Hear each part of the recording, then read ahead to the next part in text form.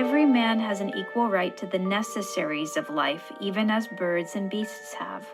Gandhi, Young India, March 26, 1931.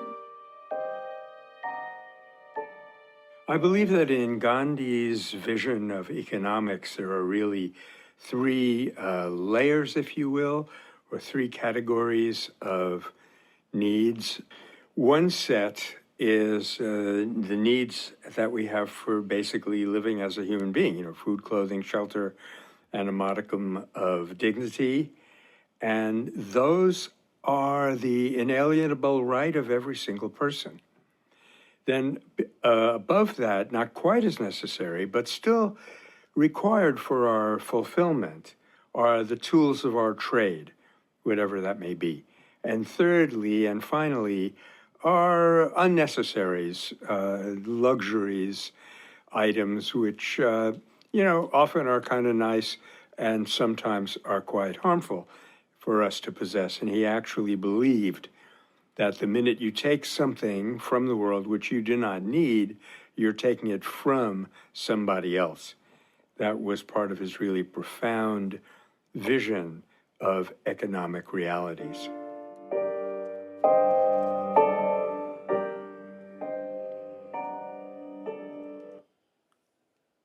It's a particular way of seeing economics to recognize it as a finite pie, a finite pool of resources. And when we look around, we recognize there are literally people who do not have enough. That means that if I have too much in this very specific way, especially within my own community, I am taking that from somebody else. This goes again with his vision of being not an owner, but a caretaker, which means that we are also caretakers of our community, the society within which we live. And if we can recognize that there are natural human rights, as we would say in the States, the rights to liberty, but also the rights to be healthy, the right to eat, the right to have clean air.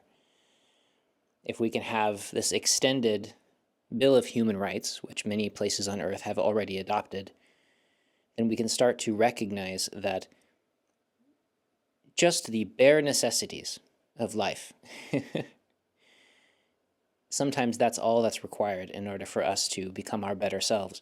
And to deprive somebody of the chance to become their best self is a great tragedy, not just for the individual, but for the resource that society is losing out on in the shape of that person's well-created life.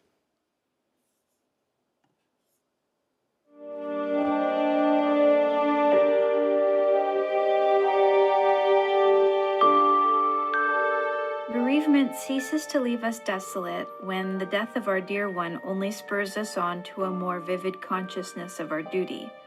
Gandhi, from a letter to Devdas, July 24, 1918. From Day to Day with Gandhi, Secretary's Diary, Volume 1. Yeah, bereavement is kind of an existential opening.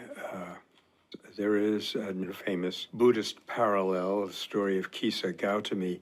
There is none of us who, upon reaching maturity, has not experienced a bereavement of some kind. But what are we to make of it? What lesson are we to draw from it if our life is really an open experiment? St. Augustine also wrote very brilliantly, very poignantly about this on the death of his mother. If bereavement teaches us that life on the physical plane is not and cannot be permanent, it has at least taught us a lesson to that extent.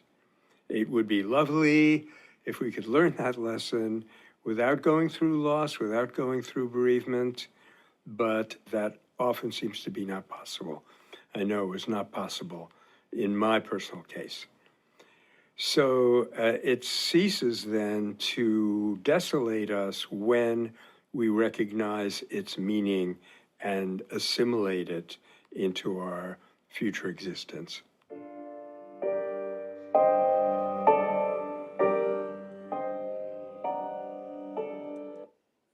the gift of loss in life, the gift of suffering as a pathway toward liberation is a big teaching tool within Buddhism in particular.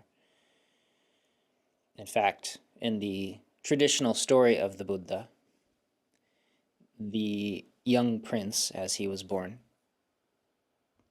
was kept in perfect luxury, given everything he could want, only ever surrounded by young and beautiful and healthy people, and trying to be led to become a great ruler who was bathed in opulence and knew nothing of the real world. Why you would want a ruler like that, I don't know. That's the story. And yet Buddha was always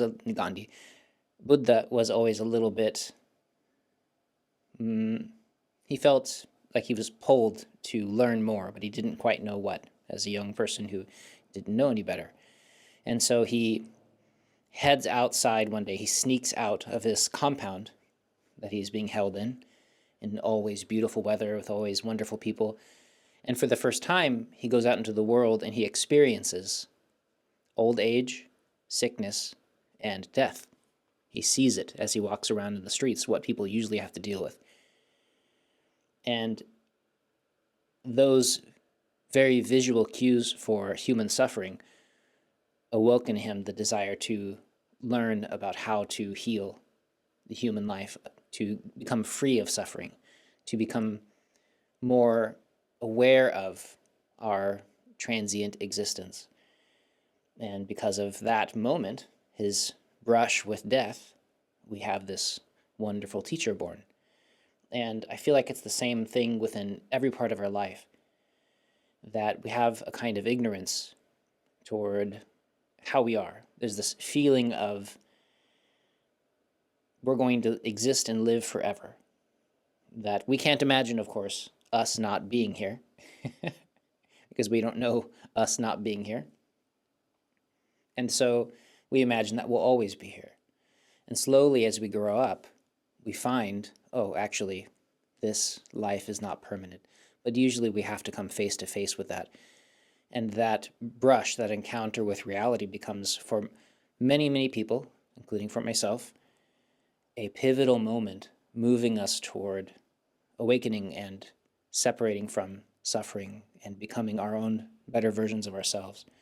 And so, at least from this perspective that Michael is talking about here and Gandhi is recommending, we can think of this experience of loss, of bereavement, of death, as one of the greatest forms of medicine that we can experience as a human, as painful as it is.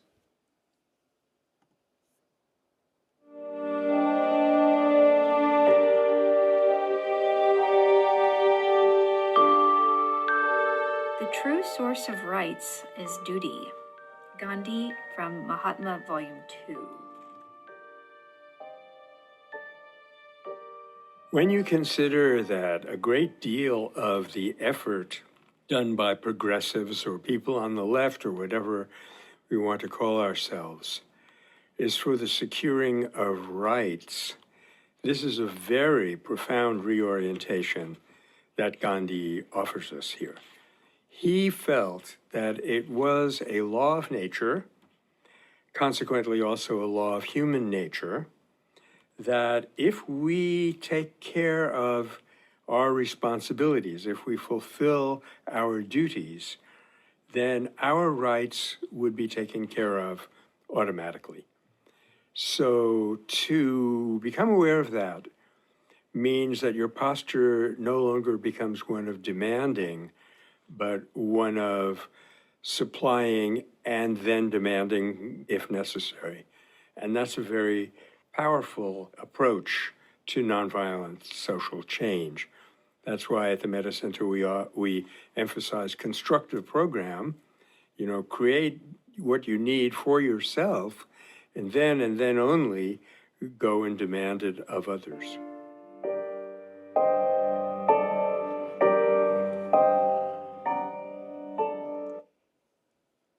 That's right. When you're on an airplane, first you put on your own mask, and then you help somebody else when the airplane is in trouble.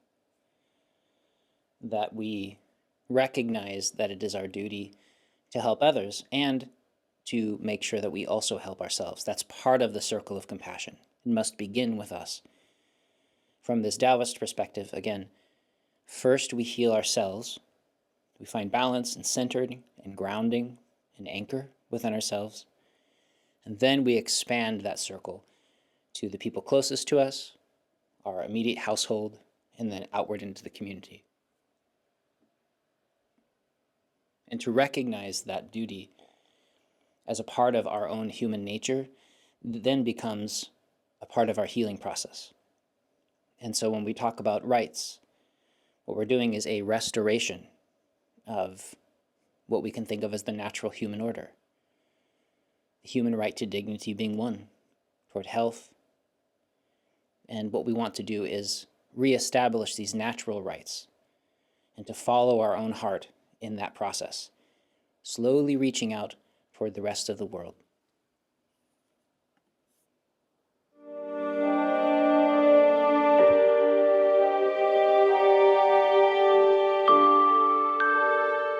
We do not want to universalize the charkha through mass production in one place. Gandhi from October 20th, 1946.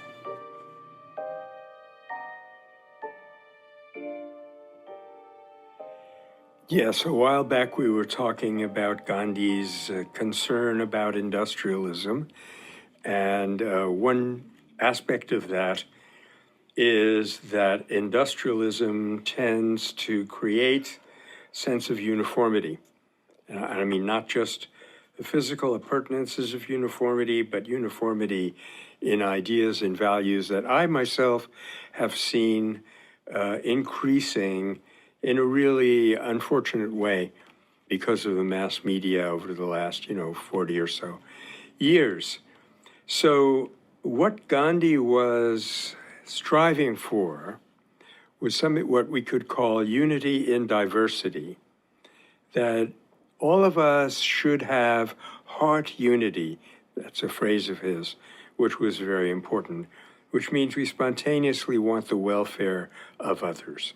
But that does not necessarily mean, and often it does not mean, that we should look alike, dress alike, speak alike, and so forth. So therefore, the mass manufacturing aspect of modern economies is, quite frankly, dehumanizing. That's what he was against.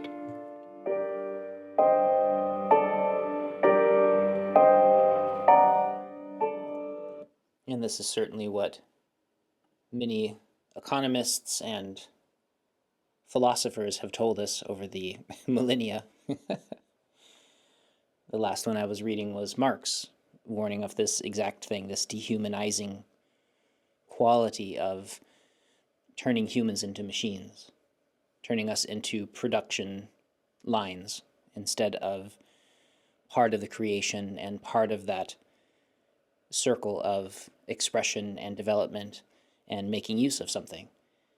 And so in this case, when he's talking about the healing of a community, the turning of the community into a machine for profit or for gain of some kind, rather than emphasizing the quality of internal development, this heart community, this heart connection, I feel like that is just such a beautiful idea, that in our heart we are all one, and externally we are diverse and a beautiful, balanced ecosystem of humans. And so we don't want to turn us into some uniform collectivist group of soldiers doing something, but rather a truly balanced community looks like a meadow of wildflowers and grass in my imagination.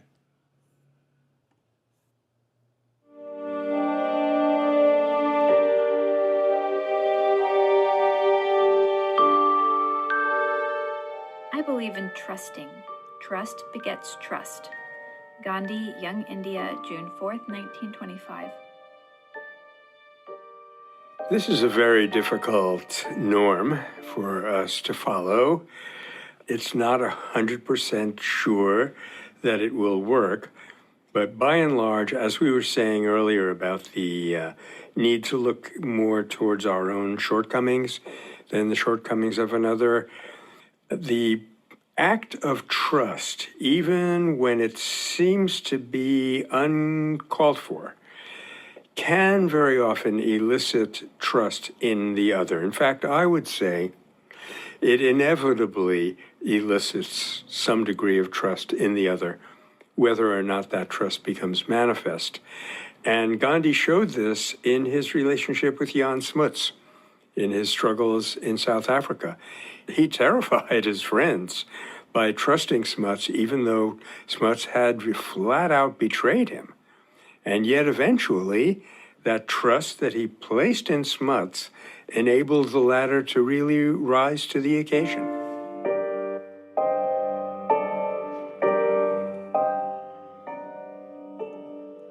Such an amazing story. And if I can share some of my own with that, many of you listening to this perhaps know that I am on the autistic spectrum, and I grew up having great difficulty understanding people and social relationships, and I would often feel lost during certain processes that other people take for granted.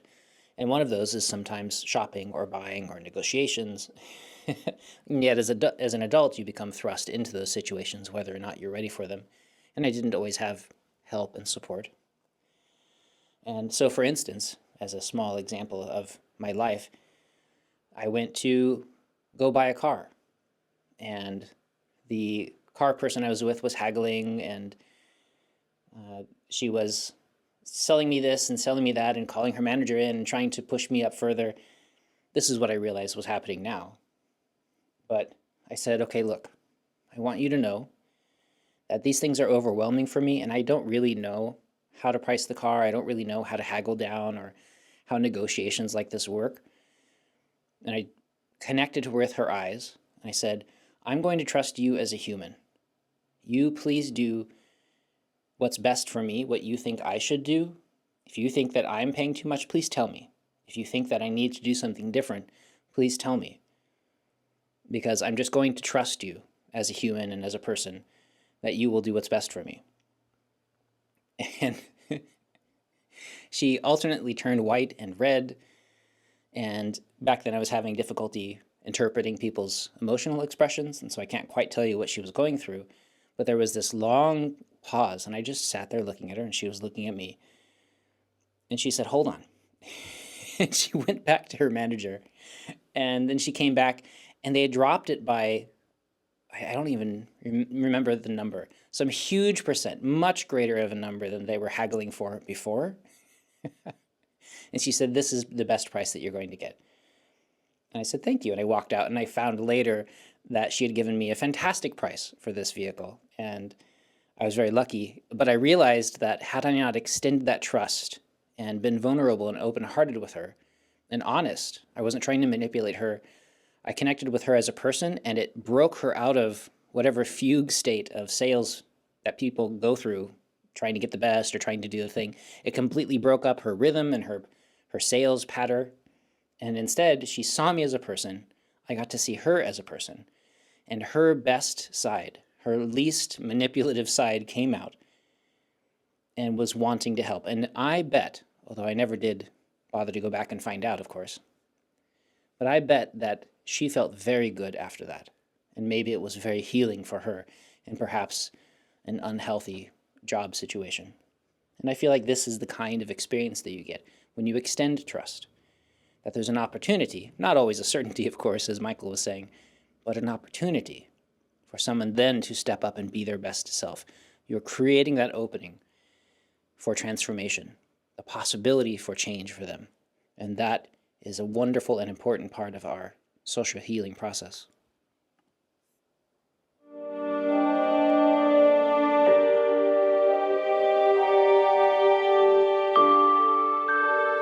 I cannot conceive of a greater loss to a man than the loss of his self-respect. Gandhi, Satyagraha in South Africa.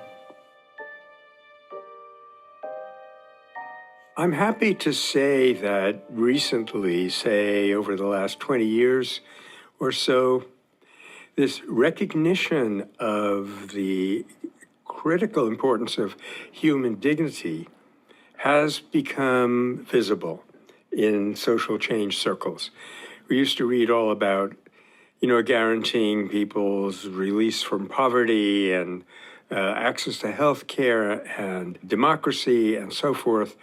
But more and more recently, I've been seeing this appeal to human dignity and call for human dignity. And for me, this is absolutely essential if we're ever going to have a world of peace and nonviolence, is to recognize the dignity of the other and maybe even more importantly, our own dignity and how that consists in our sense of unity and responsibility towards others.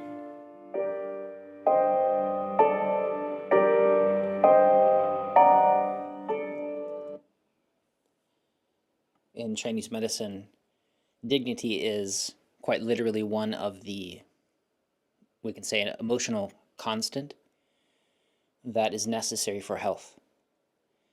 And in Taoist practice, dignity is an expression of a healthy method, of a way of being in the world. That if you're lacking dignity in some way, that it is imperative for you to restore it for yourself. Again, we always must start inside. And then we come to understand what it means to be dignified. And then we can slowly extend that. We must start to extend that outward to our community and to the people who need it the most. And again, remember that famous researcher who makes the statement that there is no expression of violence which does not contain at least a large part of some deep desire, a cry to restore their dignity, even though it's done in a very unskillful way. And so by allowing yourself to retain dignity, we start to build a firm foundation in that healing process.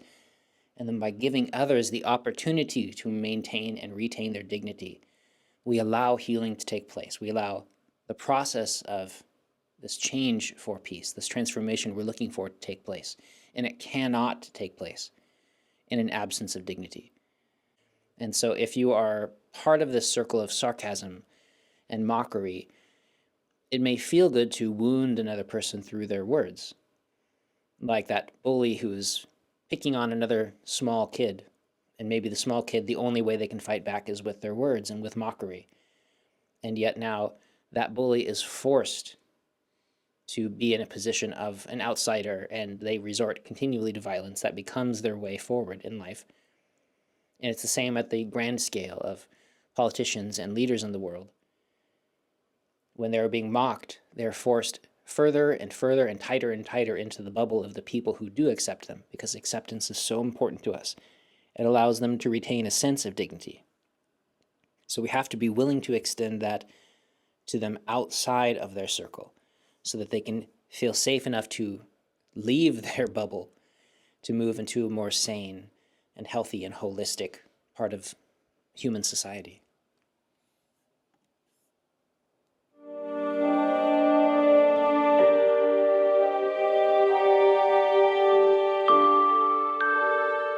Power that comes from service faithfully rendered ennobles.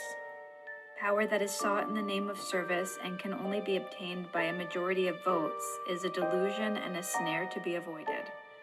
Gandhi, Young India, September 11th, 1924. So we democratic people are going to cringe a little bit when we hear this. But the fact is that vote counting is only an external shadow of democracy.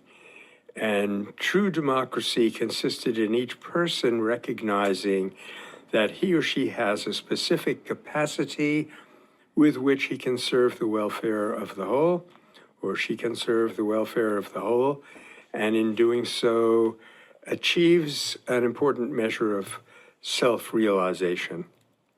This acknowledgement, this discovery, if you will, of Gandhi's coming from the Vedantic tradition in which he was raised, that human beings have an obligation to serve.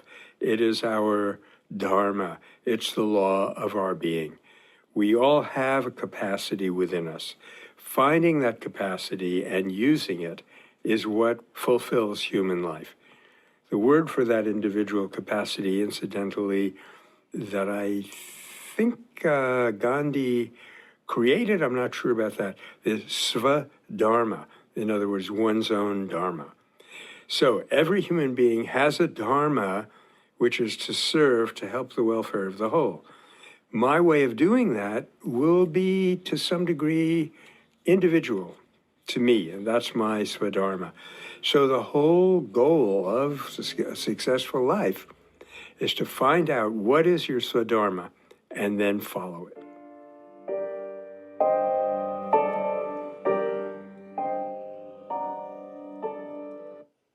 Yeah, this challenge that Gandhi makes pretty regularly to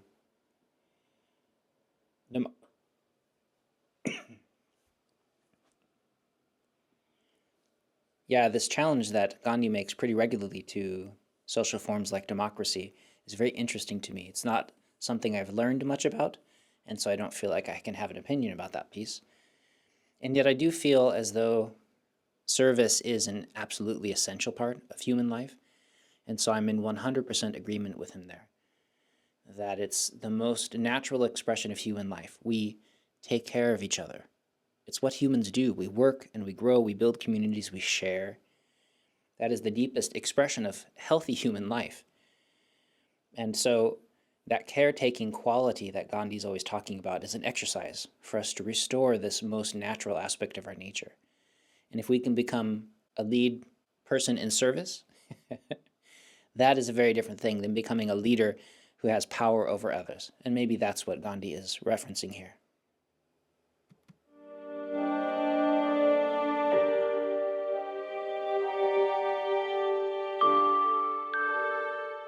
My personal religion peremptorily forbids me to hate anybody. Gandhi, Young India, August 6, 1925.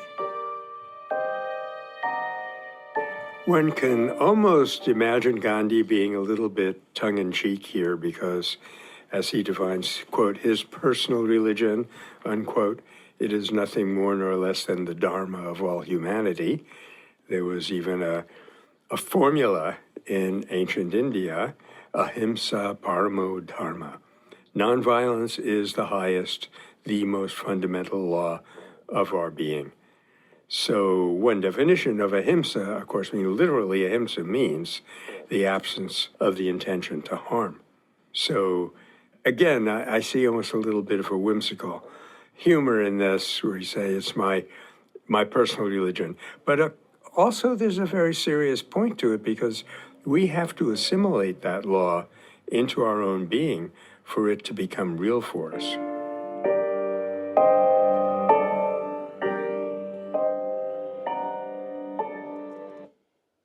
Yeah, it does sound as though he's being a little bit humorous here, which is something I've come to really appreciate about Gandhi, not having known a lot about him before starting this series. But he clearly is lighthearted, and I just think that's really fun. But also, he also very clearly is taking on the religion not as something that's being told to him, but rather something that is natural to him. This is what he expresses. He's saying, this is what is true for me. This is what is natural for me. That I cannot hate anybody. Not just because I'm told not to, as in maybe his religion would tell him not to, but rather this is what's true and important for him. And I really appreciate that. And remember that hate, by definition, is a poison. It damages you. It does not damage the person you hate unless it drives you to do something terrible. And it does in a sense, in that it poisons the entire community, but it makes it worse for everybody. But first and foremost, remember that your job is initially to heal yourself, to become balanced and healthy. And that cannot happen with hate in your heart.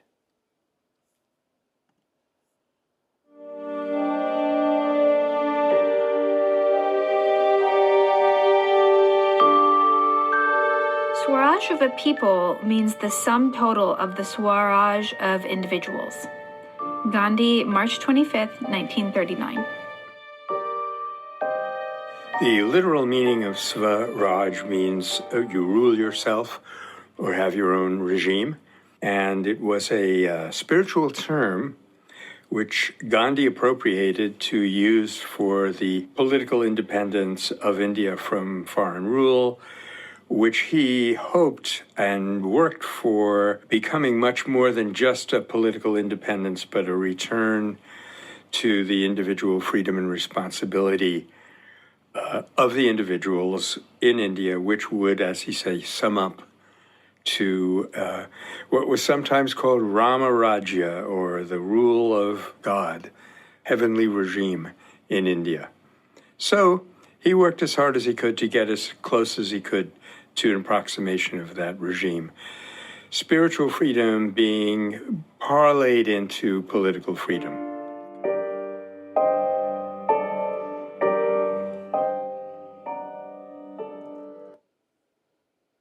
In that sense here, that spiritual freedom would encompass freedom in every aspect of our nature. And ideally, political freedom would aid at least the health and the healing of the people. And so if we're going to think of a community, we must think of the whole community. And this includes all of humans, all sentient beings in the world. If we want to have a healthy, balanced world, we need to allow the world to be healthy and balanced. And that includes everything and all of the people in it.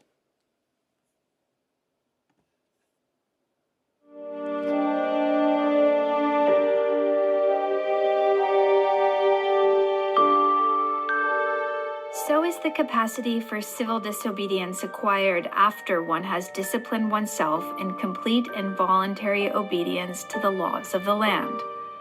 Gandhi, March 17, 1946.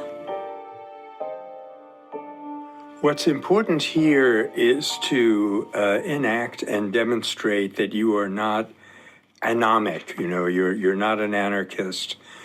You are not against the concept of law. On the contrary, you are refining the law, pruning it of unjust laws so that you have a robust system of just laws which people can voluntarily adhere to and thereby proceed to their self-realization.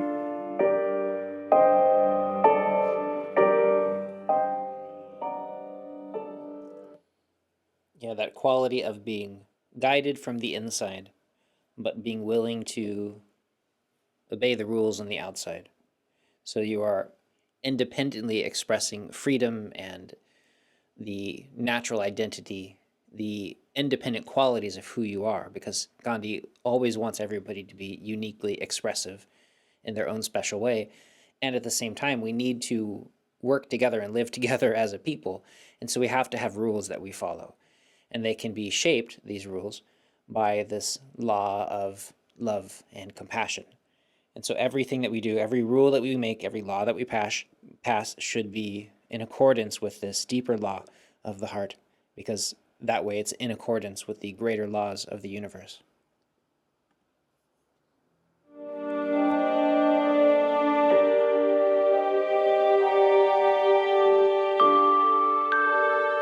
My nonviolence is made of stern stuff. It is firmer than the firmest metal known to the scientist. Gandhi, Mahatma, from Volume 5. Here, Gandhi is refuting the biggest misconception about nonviolence, biggest both in the sense that it's so widespread and in the sense that it's actually pretty devastating to one's understanding of the concept of nonviolence. And that is because it happens to be a negative term, and because we tend to look upon violence as a form of strength, he has to show that violence really is a form of weakness, a breakdown of one's inherent strength, and that, as he says, nonviolence actually lies closest to the core reality of human nature, of who we are as people, and actually as embedded in the underlying principle of the universe.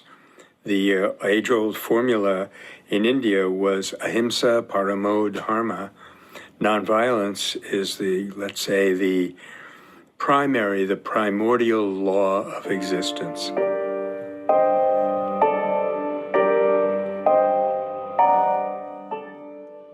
Yeah, that primary dharma, the primary rule of the world, to recognize that we must allow for the natural qualities of humanity to come out, and that the bravest, strongest thing that you could do is to master yourself, to settle yourself, to not be reactive and childish. I want this. This is what, no. And then to lash out in a tantrum and hurt people around you, like a 3-year-old with a shotgun, which is very often how the leaders of our world tend to act, but rather instead to master yourself, to calm your mind, to learn that there is a better way to step forward, to take these steps necessary in order to heal. And that is a true expression of internal and external strength and mastery.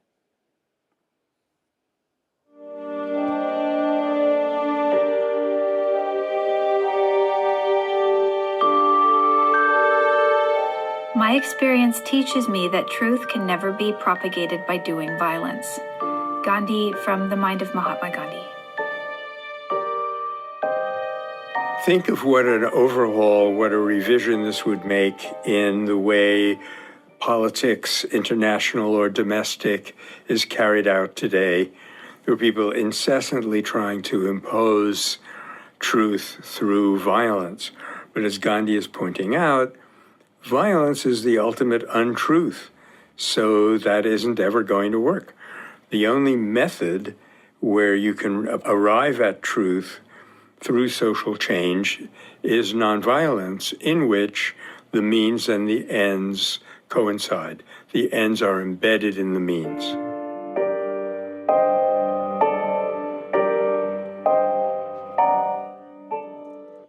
And that's so important because, again, constantly returning to this fundamental truth that we cannot create peace through violence. It has never worked. Not once has it ever worked. It's not how things work. You cannot poison yourself into health.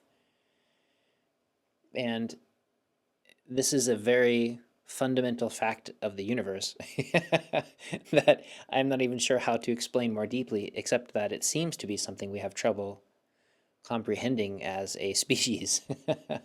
But I feel as though once we come to see it clearly, we have this aha moment, this eureka, oh my gosh, it's so obvious now. How do I then add more love into the world? How do I then add balance and healing and compassion? How do I create healthy societies through the use of healthy means in order to get the world that we want?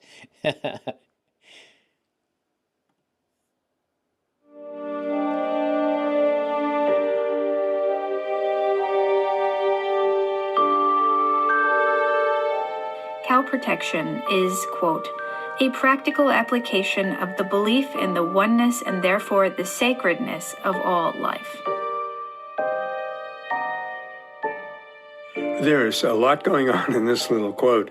For one thing, that the unity of life is the sanctity of life. I think that's something we can intuitively grab hold of, and it's just very important as an underlying principle.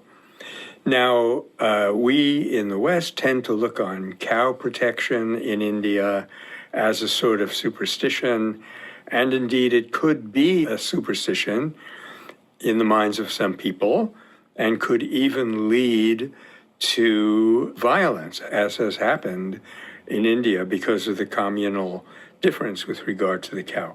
But the cow is a symbol as well as an actual creature. It's a symbol of gentleness and the generosity of nature. There is a line in one of the early hymns of the Rig Veda, which goes, Ma gam anagam aditam vadishta.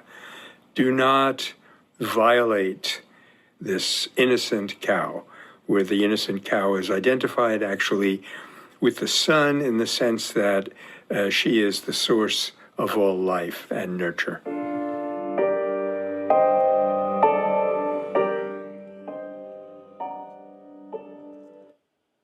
Super important to me because as an animal rights advocate, as a lover of cows and all sentient beings everywhere, it is especially painful to me to watch the way that we treat animals in our world. And I won't even go into the gruesome examples that I've seen that shocked me even from a young age into becoming vegetarian and then vegan, because I don't want any part of the incredible cruelty that is enacted to thinking, loving beings and their families by the trillions every year. It is an unbelievable atrocity. And if we are recognizing that the ripples of our violence head out and affect and damage everybody, we have to recognize that one of the great causes of our ill health is the way that we treat animals. So in this case, the Hindus are talking about cow protection as a symbol of that. But in my mind, we need to allow that to expand to other sentient beings to help stop this great travesty of suffering in the world, both for the animal's sake, but also for the sake of the humans that are suffering without knowing by causing this violence in the world.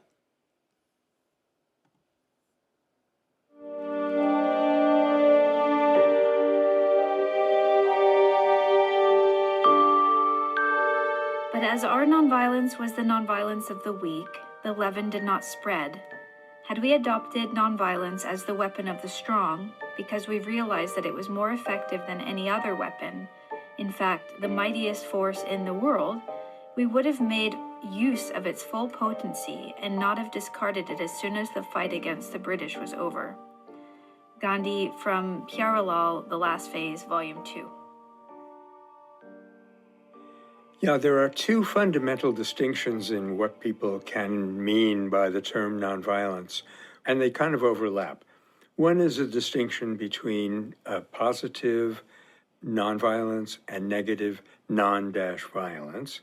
And the other, which Gandhi alludes to here, is the distinction between the nonviolence of the strong, where you adopt nonviolence on principle because you believe in it, because you have a lively sense of the unity of life, which includes even a unity with your opponents, versus just picking it up as a tactic and using it in a particular situation and then dropping it, which is what happened in India. But even that can often serve as a step towards the nonviolence of the strong, towards positive peace, because you try it out.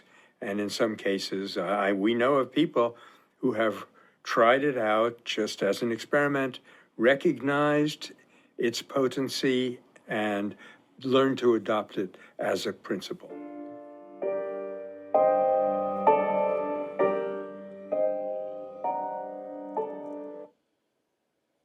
And I love this terminology of the nonviolence of the weak versus the nonviolence of the strong, where we adopt nonviolence as a way of being, not just as a bandage or as a medicine applied to a wound to help it heal, and it works, obviously, but then to discard it as though, well, now things are different and I don't need to keep applying it. So instead of adopting it as part of our lifestyle, it becomes a medicine in the short term. And there's certainly a place for that. And I feel that some of the difficulty of that, of course, is that then we get these short-term results, which is one of the complaints I've seen leveled at Gandhi's work, because India then descended back into violence and is in the habit of making war and causing problems again, and didn't keep the institutions that Gandhi was striving for his entire life. And so I've heard people talk about that as a failure, which clearly it's not, because we're sitting here now talking about Gandhi and the beautiful work that he created to make change in the world. And if only the people then had continued to adopt that and had learned their lesson from it. But instead, we, that is you and I, are learning this lesson through Michael and Gandhi now. So clearly it was an important shift in the world. Clearly it had value. It's a part of a larger movement toward humanity and their future. And so how do we then take it on as strong people, recognizing the power of this and employing it in every aspect of our life and our social structure? Very inspiring.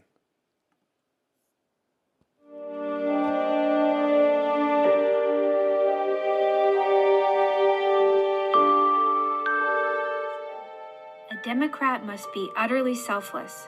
He must think and dream, not in terms of self or of party, but only of democracy. Gandhi from Mahatma.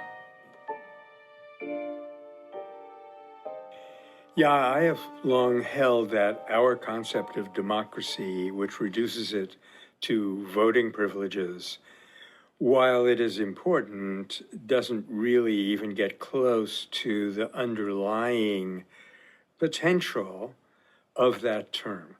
And that potential is a recognition of the validity of every single person and the creation of a regime that allows every person to come to his or her fulfillment. In fact, Johann Galtung, recently deceased scholar, one of the earliest scholars of peace research in the English-speaking world, defined violence as the unnecessary compromise of a human need. So this is where democracy and nonviolence fall together, because in a democratic regime, you use nonviolence to resolve problems, and ultimately, everyone can find his or her fulfillment.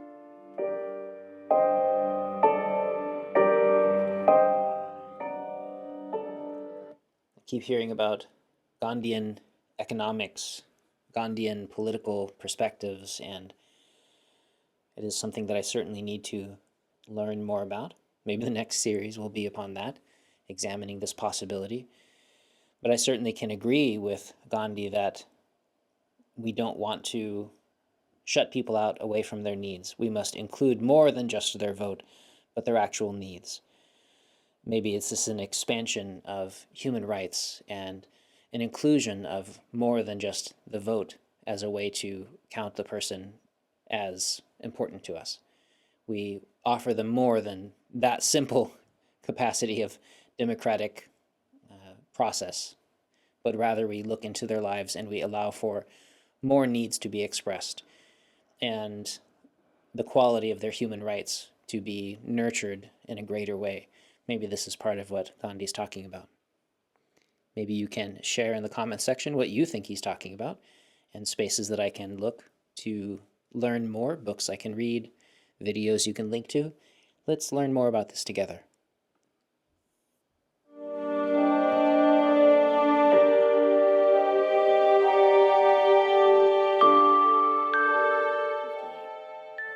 Formerly, when people wanted to fight with one another, they measured between them their bodily strength.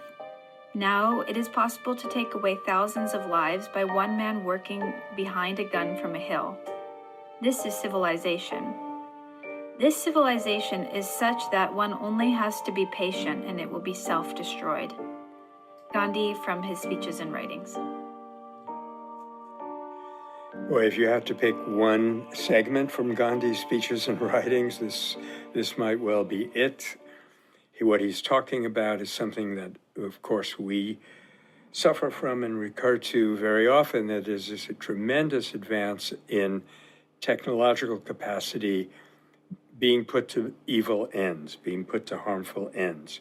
Martin Luther King's way of putting that was, we have guided missiles, but misguided men. So it is the allure of tremendous progress, quote unquote, that humanity's been able to make, particularly with the onset of the Industrial Revolution, primarily in the UK.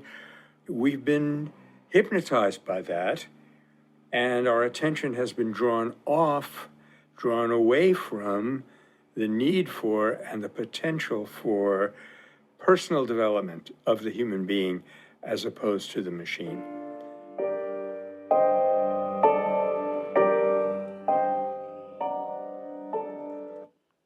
Anytime that we can look toward the personal development of the human rather than using the human as a way to develop the societal machine. I feel like that's a better direction. And I'm recalled this story from Chinese history that there was a time when the imperial forces, the people in charge of the war machine, were first shown this possibility of firing bombs from a distance. I think that they had essentially weaponized firework technology, gunpowder then, with explosions, and they demonstrated clearly the ability to blow up enemies from a long distance, maybe the earliest form of a missile. And supposedly, within this story at least, the imperial people saw this, were shocked and horrified that it was now possible to kill a large group of people without ever seeing their face. And they realized that the damage that would do to them, in this case, the negative karma that they would take, maybe that would be what Gandhi would talk about, the damage to their spirit that would happen in that kind of atrocity, that kind of war, is something entirely different and would stop being this honorable expression of war, that is what they thought, and become something truly horrific. And they weren't willing to go that far. And I just wish that we had, again, people in charge who were willing to look and say, well, this would allow us to win this war, but I'm not willing to go that far because it would damage me as much as it would damage my supposed opponent. And now we're at the point where we could destroy all life on Earth. And we still haven't come to this same conclusion that maybe the end result of this is not worth the process. How do we come to a moment of sanity within this war machine of ours? How do we cultivate wisdom, the ability to look around to love one another more than we love the idea of power or the idea of defeating somebody else's ideology or claiming what is theirs? How do we heal the planet by healing ourselves?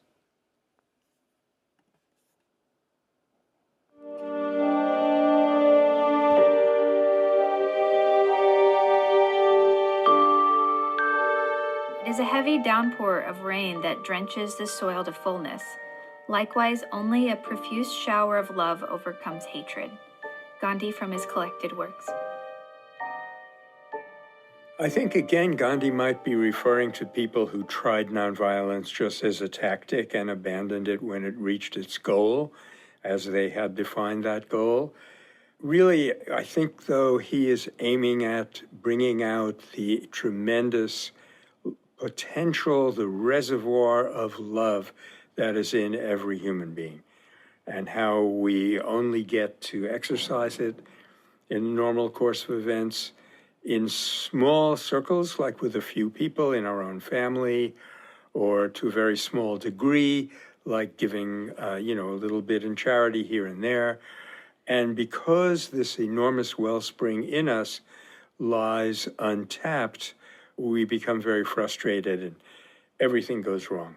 So I think here he's trying to tell us, look, we have an immense power of love within us, and figuring out how to bring it out into our relationships, into our institutions, would be the way towards a nonviolent future.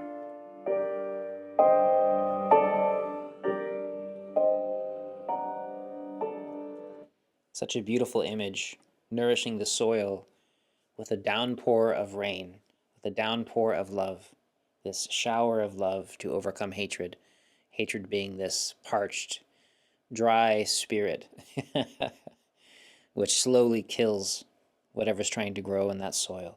And the only way to heal it is this drenching, nourishing quality of love.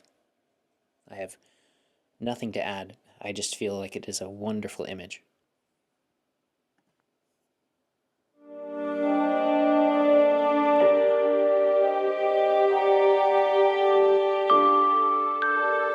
Only one one who has exhausted all efforts may say that he can do nothing more.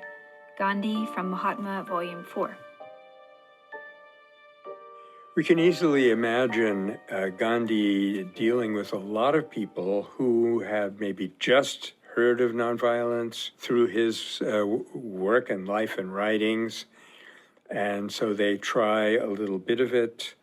And then because it doesn't work, they sit back and say, we tried nonviolence and it doesn't work. This is a very frequently encountered dilemma and difficulty and actually falsehood that we see all the time here at Metta in our work. If you try nonviolence in a given situation and it doesn't seem to bring you the desired result, your first thought should be, where was I lacking in my delivery of nonviolence? That's why our motto at Metta is helping people practice nonviolence more safely and more effectively by engaging more and more of our capacity for it. And I have yet to see a human being who engaged his or her full capacity for love of neighbor, for nonviolence, and then came away shaking his or her head and saying, I tried it and it doesn't work.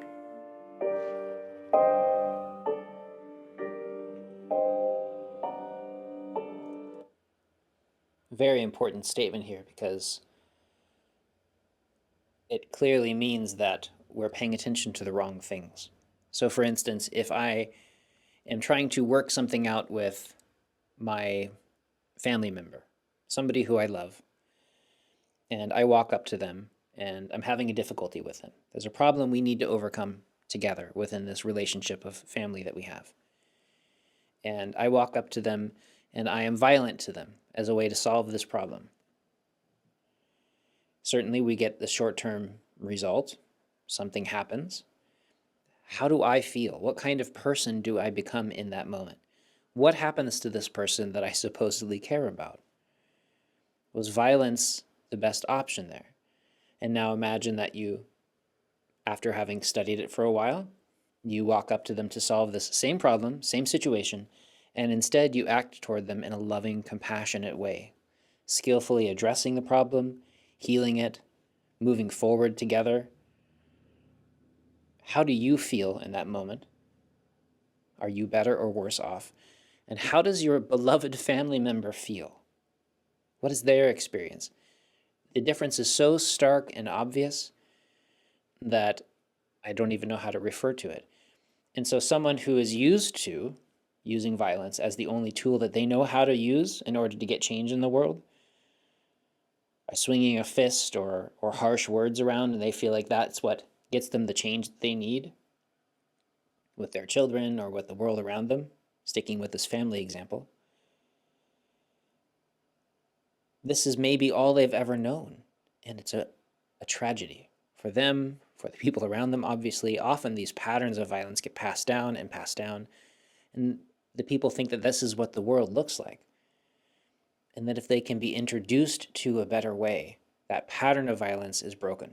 Remember that very famous term, very famous phrase, hurt people hurt people. This cycle of violence has to stop, and it must start with us. And so that same person trying to correct that child or that spouse to make a change in something that's important to them, it's simply a lack of knowledge of how to approach it in a way to make the change that's necessary, but in a way that leaves them both happier and better off, more loving, more well-connected with the world, more open-hearted, rather than wounded. Violence wounds. It damages everybody. It traumatizes everybody that it comes in contact with. And then it cycles forward and it's passed on, rippling out. But how much more so is a loving word, a compassionate glance, a gentle touch, skillful action that helps somebody become stronger and healthier and better rather than weaker and worse off. This is such an important science for us to develop in our families, in our communication, in our politics, in our economics. We have to understand that there's a better way, even if it takes practice. Everything takes some effort to learn. But there are methods that are already developed. We don't have to recreate the wheel. Again, people like Gandhi and Michael and those that have come before have done the research. They've written the books. We simply have to learn and to have faith and to experiment a little bit. Give it a try. Maybe there's a better way. Maybe it's not that difficult to make a better world. We simply have to allow our ideas and our hearts to transform and to open. We can do this together.